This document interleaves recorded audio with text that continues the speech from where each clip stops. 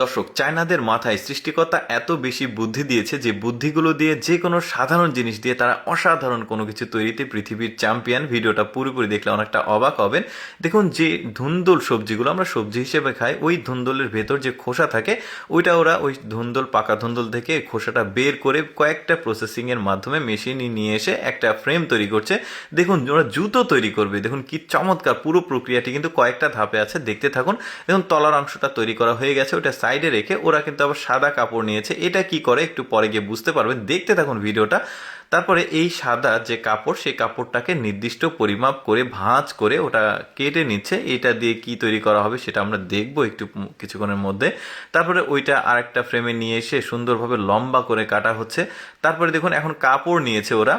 এই কাপড়টা জিন্স কাপড়, মানে জুতোর যে উপরের অংশ সেটা হয়ে যাবে। এবার আটা নিয়েছে, এই আটাগুলো সুন্দরভাবে পানিতে মিশিয়ে এটা কিন্তু আরেকটা বোতলের মধ্য দিয়ে ওই যে যে ফ্রেমটা তৈরি করলো ধুন্দল সবজির যে ছাল সেটা দিয়ে এটার সাইডে ওই সাদা কাপড়টাকে দিয়ে দিল। তার উপরে কয়েকটা কাপড় দিয়ে এটা আরামদায়ক যেন হয় জুতোটা, কয়েকটা ফ্রেম একত্রিত করে আটা দিয়ে লাগিয়ে দিয়ে এবার কিন্তু ওরা চাপ দিচ্ছে প্রবল বেগে।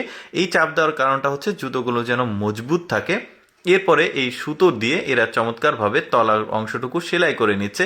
এবার দেখুন, জিন্স কাপড় নিয়েছে, এই জিন্স কাপড় দিয়ে জুতোর যে উপরের অংশ সেটাকে তৈরি করবে। এবার ওই যে ধুন্দল সবজির তলার অংশের সঙ্গে এই কাপড়টা লাগিয়ে জুতো তৈরি হয়ে গেল। শুধু যে এই পদ্ধতি তা না, এই যে খেজুর গাছ, পাম গাছ, তাল গাছের যে ওপরের যে খোসাগুলো থাকে ওইগুলো নিয়ে এসে একটা নির্দিষ্ট পরিমাপে ওরা কেটে এটাকে কিন্তু প্রক্রিয়াজাত করছে, দেখতে পাচ্ছেন। এবার সুন্দরভাবে এটাকে ধুয়ে নিয়ে এসে আবারও মাপ করে কাটা হচ্ছে, মানে জুতোর তলা করবে এটা দিয়ে। তারপরে ওইটার সঙ্গে জিন্স কাপড় দিয়ে জুতো তৈরি করবে। দেখুন, এইভাবে প্রক্রিয়াকরণ করে কিন্তু আমাদের দেশে কোনো জুতো তৈরি করা অনেকেই আগে কখনো দেখেনি, ইভেন আমি নিজেও দেখিনি।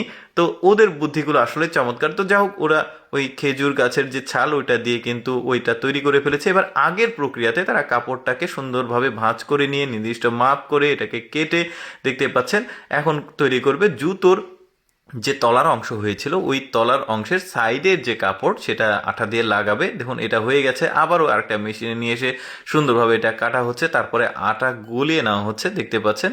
এই যে দেখুন, এবার সাইডে কিন্তু এই কাপড়গুলো লাগিয়ে দেওয়া হচ্ছে, মানে ওই ধুন্দল সবজির যে অংশটুকু ওইটা, মানে ধুন্দল সবজির আগে দেখেছেন এই খেজুর গাছের যেটা, সেটার সঙ্গে এবার উপরে কয়েকটা দিয়ে একসঙ্গে এটাকে কিন্তু একটু মানে মোটা করা হচ্ছে যাতে আরামদায়ক হয়। এবার আরেকটা জায়গায় নিয়ে এসে চাপ দিচ্ছে। এটা কিন্তু আগের প্রক্রিয়া আপনারা দেখছেন, এখন যেটা দেখছেন।